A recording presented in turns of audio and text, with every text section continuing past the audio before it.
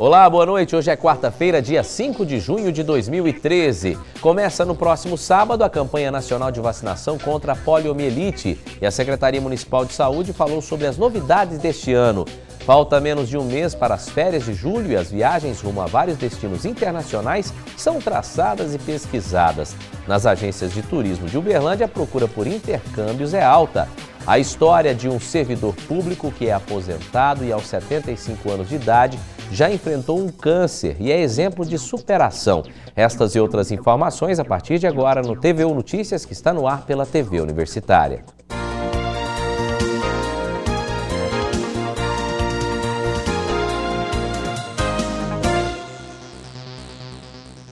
Começa no próximo sábado a campanha nacional de vacinação contra a poliomielite. E hoje a Secretaria Municipal de Saúde reuniu a imprensa para falar sobre as novidades deste ano. A campanha neste ano acontece entre os dias 8 e 21 de junho em todo o país. Segundo a diretora de Vigilância em Saúde, 37 mil crianças devem ser imunizadas em Uberlândia. Neste ano, o governo apresentou mudanças em relação à idade das crianças vacinadas. Tecnicamente, nós estamos fazendo há algum tempo 2 vacinas contra a poliomielite no Brasil. A vacina injetável, que a gente chama de VIP, e a vacina oral, que a gente chama de VOP.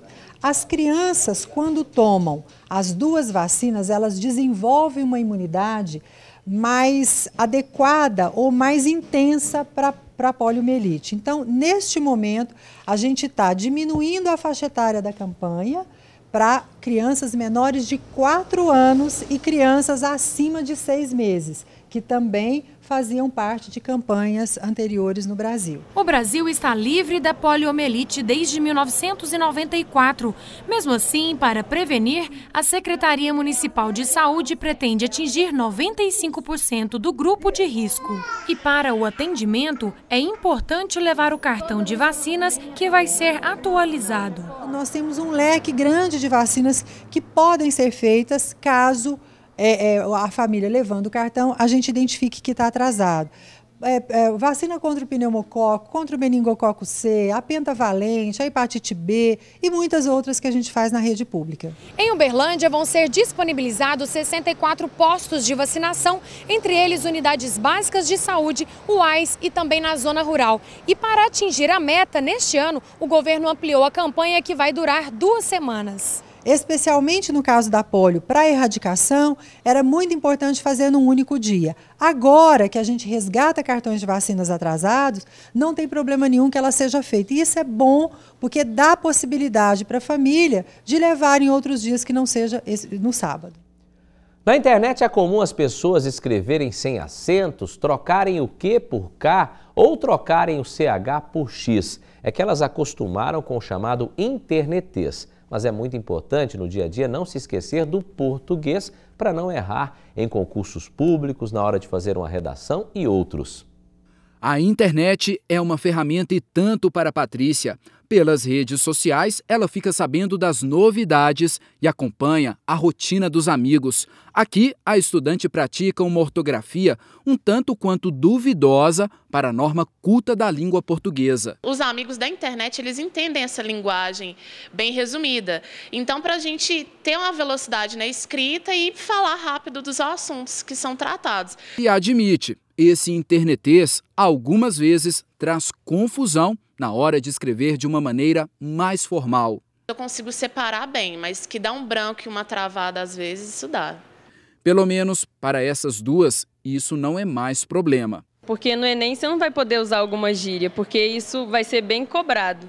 Igual, se você escrever alguma gíria lá na prova do Enem, você pode perder algum ponto. Você tem que saber diferenciar quando você vai escrever na prova do que quando você vai escrever na internet. E essa globalização via internet já influencia a linguagem usual mundo afora. É o que revela um levantamento da União Internacional de Telecomunicações. De acordo com a pesquisa, no ambiente virtual, o inglês segue como o idioma mais comum, com 565 milhões de usuários. Depois vem o chinês e o espanhol. Já o português é hoje a 5ª língua mais praticada na rede. São mais de 80 milhões de adeptos à nossa língua, que superou o árabe, o francês e o alemão. Se o texto ele pede uma linguagem mais culta, a pessoa tem que perceber que ali não cabe o internetês.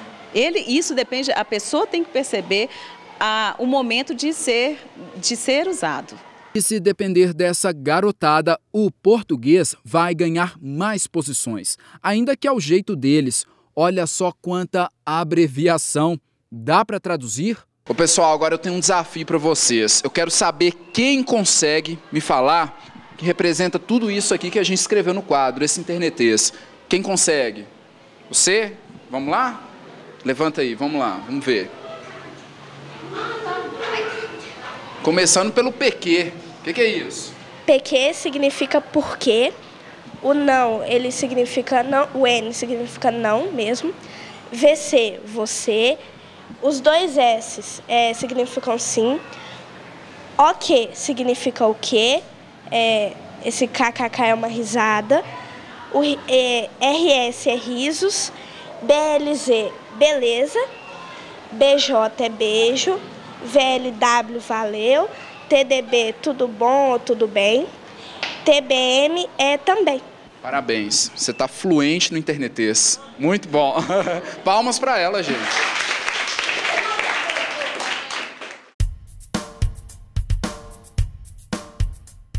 Confira agora a previsão do tempo para esta quinta-feira. Em Minas Gerais, cobertura de nuvens devido aos ventos que vêm do oceano, mas não há previsão de chuva significativa. As temperaturas permanecem amenas ao amanhecer e no período noturno no Triângulo Mineiro. Em Uberlândia, sol com algumas nuvens e não deve chover. A mínima prevista, 14 graus e a máxima 27. Veja o tempo em outras cidades. Sol com algumas nuvens em Patrocínio pela manhã. Há previsão de chuva. A mínima é de 13 e a máxima de 28 graus. Em Itapajipe, céu parcialmente nublado. À tarde, sol entre nuvens. A mínima é de 17 e a máxima de 30 graus. O tempo em São Gotardo amanhece frio, não deve chover. A máxima é de 31 graus. Sol entre nuvens em Unai pela manhã. À tarde, tempo estável. Não há possibilidade de chuva. A mínima é de 15 e a máxima de 29 graus. Daqui a pouco, o PIB brasileiro cresceu 0,6% e um economista vai analisar essa variação positiva. A gente volta já.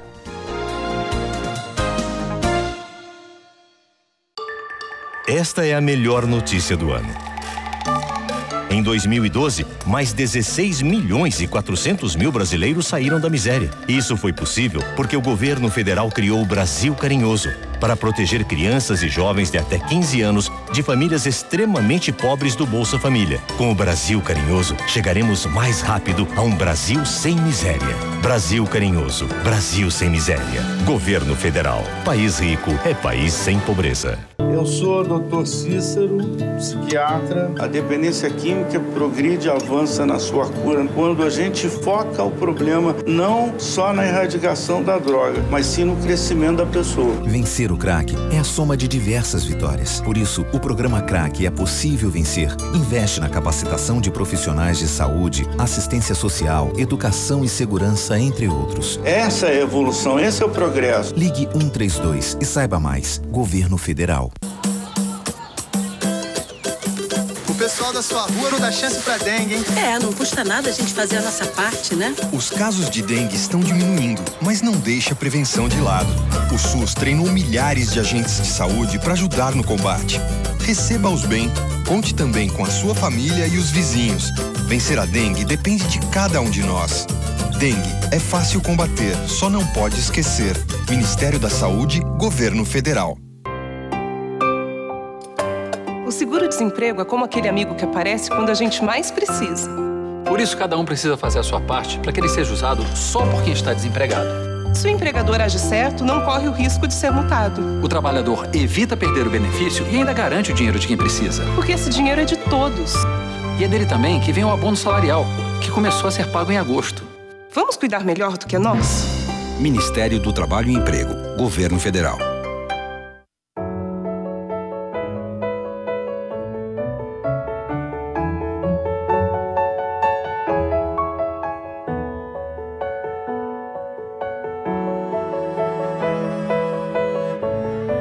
Sua família não vai esquecer o que você fez por ela.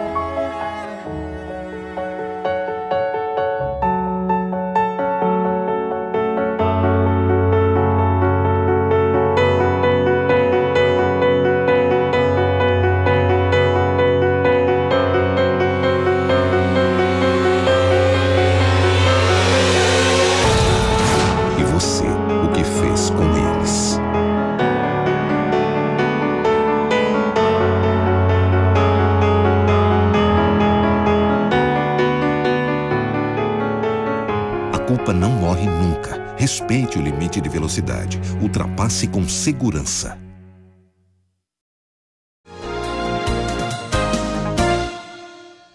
Falta menos de um mês para as férias de julho e as viagens rumo a vários destinos internacionais são traçadas e pesquisadas. Nas agências de turismo de Uberlândia, a procura por intercâmbios sociais e profissionais aumenta nessa época do ano. E para quem não se programou, ainda dá tempo.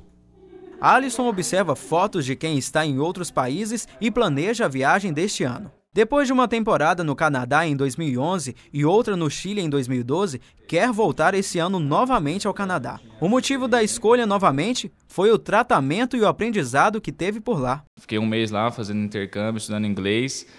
E todas as escolas de intercâmbio, normalmente elas têm o pacote, vamos supor, você vai para a escola e eles fazem passeio com você, sabem que você é estrangeiro, então eles te direcionam para os lugares certos, te arrumam as famílias para você ficar, então...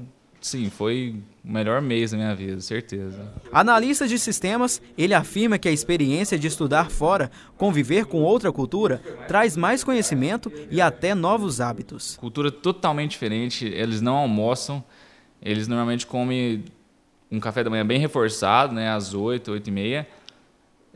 Comem um lanche lá pela 1h30 da tarde e 6 horas já jantam, 10 horas está tudo fechado. Então, tipo assim... Mudou muito. A rotina, os hábitos, totalmente diferente. Viajar pelo mundo, conhecer outras pessoas, outro idioma e forma de viver. Tudo isso é possível através do intercâmbio social ou profissional.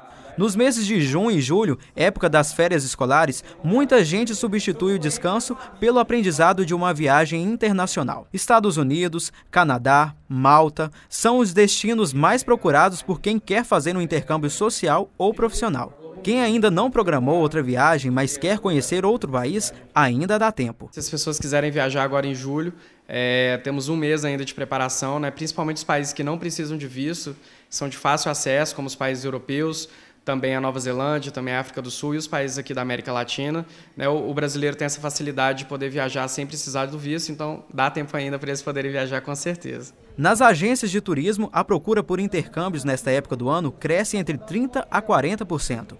O mesmo ocorre com os cursos de verão, que dura menos que o intercâmbio, mas oferece a mesma qualidade de ensino e hospedagem. O custo-benefício compensa. É um período que as pessoas procuram para melhorar a sua performance no idioma. E como é férias aqui no Brasil, as pessoas preferem viajar nesse período porque nos países que elas vão visitar também é férias, o curso é mais barato e são cursos de 15 dias, 30 dias, onde ela vai ter uma imersão naquele idioma, onde ela vai ter um aprofundamento maior e, consequentemente, vai aproveitar o período de férias aqui para poder melhorar o conhecimento. É muito procurado. Hoje tem condições de parcelamento em até 10 vezes sem juros. O intercâmbio do Canadá, por exemplo, para ficar um mês no intercâmbio com curso e acomodação já pagos, e com as refeições ficaria em torno de 10 parcelas de R$ 430. Então é extremamente acessível hoje para um brasileiro poder viajar para o exterior. O PIB, Produto Interno Bruto brasileiro, cresceu 0,6% em relação ao quarto trimestre do ano passado. Para falar sobre esta variação positiva na economia do país, a gente conversa agora com o economista Fábio Machado. Fábio, na verdade, um crescimento, um valor positivo, 0,6% em relação ao quarto trimestre do ano passado. Mas a gente vê em um punhado de notícias que os economistas não estão satisfeitos. Quer dizer, mesmo com a variação positiva, vocês acham que deveria ter sido melhor ainda, né? Boa noite. Boa noite, Kelso.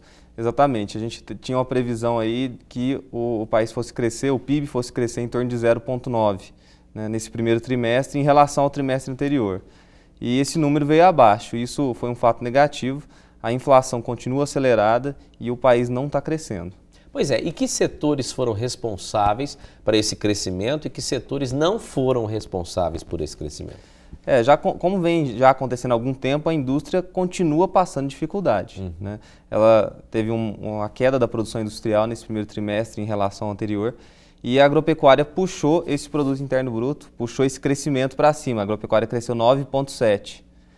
A parte de serviços ela se mantém hoje, mais ou menos aí, em torno de 0,5%, que foi o crescimento. Os serviços têm sido aí um dos principais pontos em relação à aceleração da inflação Então a gente já está vendo que o modelo de crescimento está chegando num certo limite. Então vamos pegar em partes. A questão da indústria. A indústria ainda sofre, ainda passa por um problema no Brasil.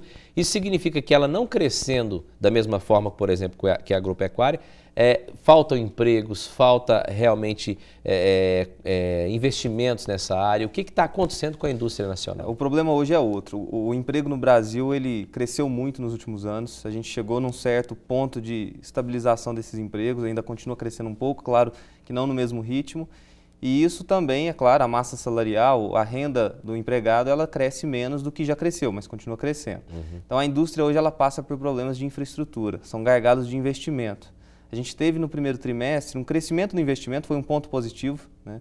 Cresceu em torno de 4,5% em relação ao trimestre anterior.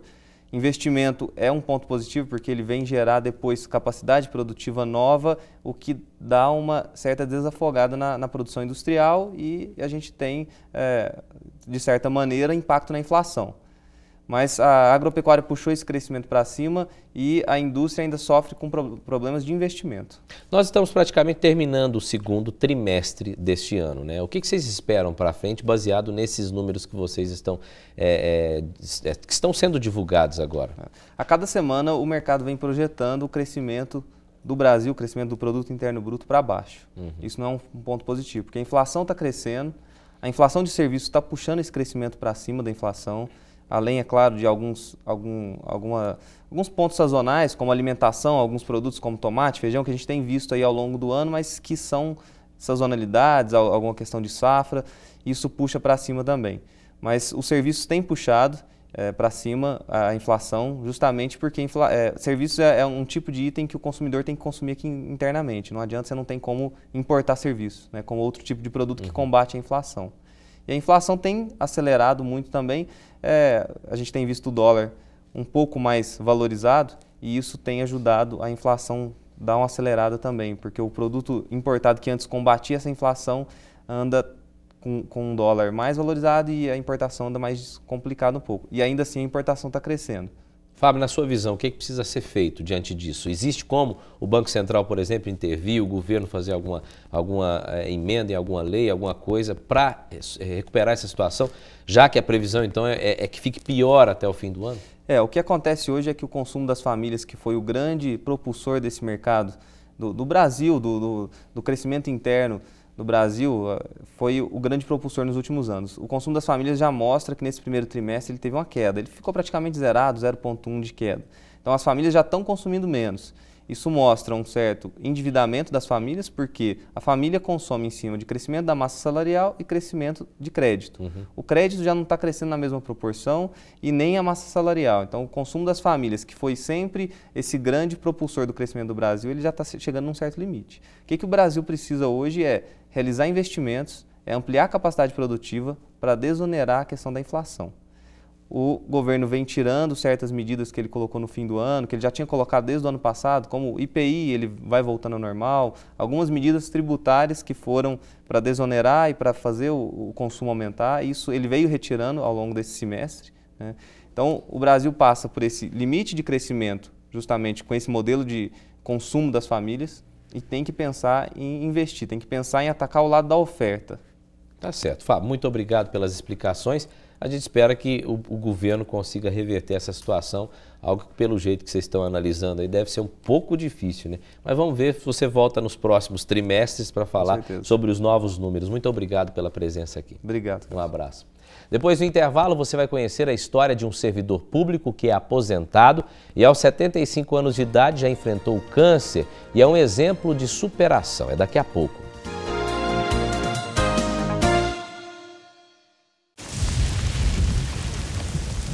Se proteger de um resfriado é mole. Se proteger de uma queimadura é fácil. Se proteger numa relação é tranquilo. Mas se na hora você esquecer de se cuidar, o resfriado passa. A queimadura pode curar, mas com a AIDS não é fácil. Você vai ter que conviver a vida inteira. Proteja-se. Use sempre camisinha. A vida é melhor sem AIDS. Toda criança alfabetizada até os 8 anos.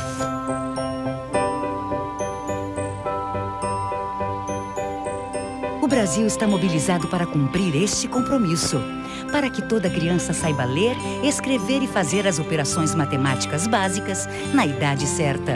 O trabalho já começou. Durante os próximos 2 anos, os professores do 1º ao 3º ano do ensino fundamental serão beneficiados por cursos de aperfeiçoamento e bolsas de estudos. As escolas receberão novos materiais pedagógicos e recursos digitais. E com avaliações periódicas, será possível acompanhar o desempenho de cada aluno em todo o país. Você também faz parte deste compromisso, com o presente de cada criança, com o desenvolvimento de um país inteiro. Para saber mais, acesse pacto.mec.gov.br. Ministério da Educação, Governo Federal. Eu devia ter trocado os andares, mas a obra não podia parar. Eu devia ter verificado melhor os tubos. Estava chovendo muito. A gente devia ter trocado os cabos do elevador, mas estava em falta. Acidentes não acontecem por acaso. Trabalho seguro é responsabilidade de todos. Programa Nacional de Prevenção de Acidentes de Trabalho. Justiça do Trabalho.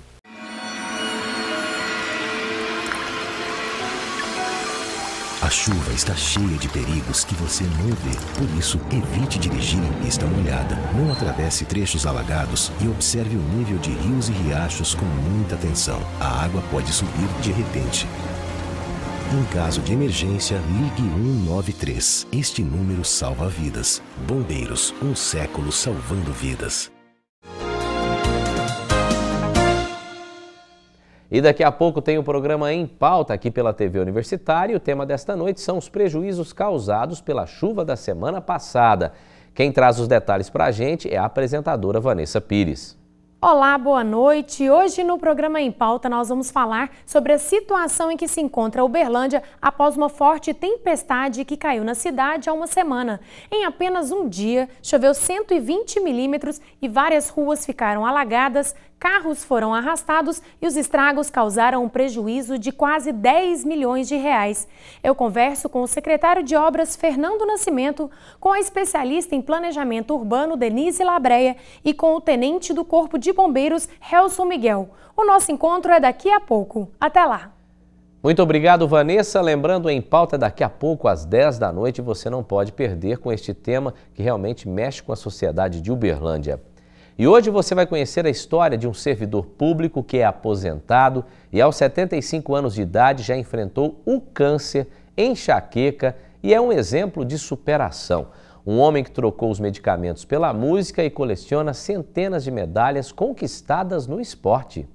Ao cair de uma tarde linda. A voz forte e afinada é de quem já enfrentou muitos desafios na vida e hoje carrega 75 anos de história e luta. Joel é servidor público aposentado e apaixonado pela música. A melodia foi o remédio que curou as fortes crises de enxaqueca. As mãos ficavam intactas, escurecia as vistas. Às vezes eu ia ler um nome, não conseguia enxergar todas as letras e as mãos ficavam formigando, ficavam intactas. Aí eu sabia que a cabeça ia doer. Tinha algumas pessoas que chegavam a pensar que seria psicológico. Falei, antes fosse. E aí dali a uma hora doía mesmo. E aí vinha o sono, eu tinha que deitar num quarto escuro, com um pano escuro em cima dos olhos. E as pessoas... A música é uma terapia para este artista. Sempre que eu não presto, que o meu lar é um botequim. Aprendeu a tocar violão ainda criança, na fazenda, usando partituras. O gosto pelo violino surgiu na década de 60. Os teus olhos também. Mas o remédio para as dores de cabeça é mesmo o coral da Universidade Federal de Uberlândia, onde ele canta há 30 anos. Eu busquei a música desde que eu entendo por gente, gostando de cantar. Aí procurei aprender um pouco os instrumentos, tudo. E é bom demais. Tem o ditado, quem canta os males espanta, né? E já está comprovado. E ainda resta tempo para o artesanato. A espada de madeira foi feita para o neto e as castanholas são comercializadas. Objetos que demonstram superação e vontade de viver. É que há 15 anos ele descobriu câncer nos testículos, mas não desistiu. Não me escondo, não. Um dia eu chorei um dia inteiro, porque eu pensava assim, nossa, eu tenho loucura para chegar aos 100 anos, agora eu vou morrer, porque estou com câncer. Aí chorei. Depois, no outro dia, falei, não vou chorar mais. Aí conversei com Deus, falei, vamos ver o que está marcado para mim, né? Aí... isso, passou os 10 anos, graças a Deus. Além do talento, Joel tem saúde de ferro. No lugar do carro, usa a bicicleta para se deslocar na cidade. A máquina, se parar, ela trava tudo, né? Emperra. Assim é o ser humano, nós não podemos parar nem um instante. Mas o talento de Joel vai além do artesanato e da música. Ele é nadador profissional e em casa coleciona quase 300 medalhas. Faça frio ou faça calor, todas as semanas ele vem treinar. A natação é o esporte mais perfeito que tem, é para cuidar mesmo da saúde. A paixão pela natação surgiu ainda na infância e desde 2012 participa de competições regionais e nacionais. E enquanto as medalhas decoram a parede da sala, Joel não perde tempo e treina para manter a saúde e a alegria de viver. Tem loucura para chegar no 100, faltam só 25, acho que isso passa rapidinho. Então, às vezes as pessoas falam, não, mas você está tão novo pela sua idade que você tem, mas para mim chegar no 100 eu não posso ficar velho, né?